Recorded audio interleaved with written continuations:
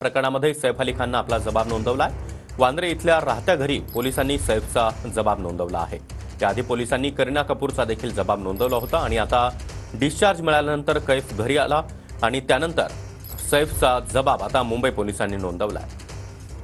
आणि या संदर्भात अधिक माहिती देण्यासाठी आमचे प्रतिनिधी ऋत्विक आपल्यासोबत आहेत। ऋत्विक, काय अधिक माहिती आहे? सैफचा जबाब मुंबई पोलिसांनी नोंदवलाय। सागर, काल गुरुवारच्या दिवशी वांद्रे पोलिसांनी सैफ अली खानचा जबाब नोंदवलेला आहे। आपल्याला माहितच आहे की 2 दिवसांपूर्वी लीलावती रुग्णालयातून सैफ अली खानचा डिस्चार्ज झाला होता। त्यानंतर काल राहत्या घरी वांद्रे येथील जे सद्गुरू शरण आहे या ठिकाणी वांद्रे पोलीस गेले होते। त्यानंतर त्यांनी सैफ अली खानचा जे एकंदरीत जे प्रकरण घडलेलं आहे त्या संदर्भात जबाब नोंदवलेला आहे। या अगोदर करीना कपूरचा देखील वांद्रे पोलिसांनी पोलीस स्थानकामध्ये जबाब नोंदवला होता आणि आज पोलीस जो आरोपी आहे त्याची 5 दिवसांची पोलीस कोठडी देखील संपते आहे। त्या अगोदर हा जबाब नोंदवला होता। सागर, नक्कीच ऋत्विक, धन्यवाद या माहितीसाठी। तर चाकू हल्ला प्रकरणामध्ये सैफ अली खाननं आपला जबाब नोंदवलेला आहे।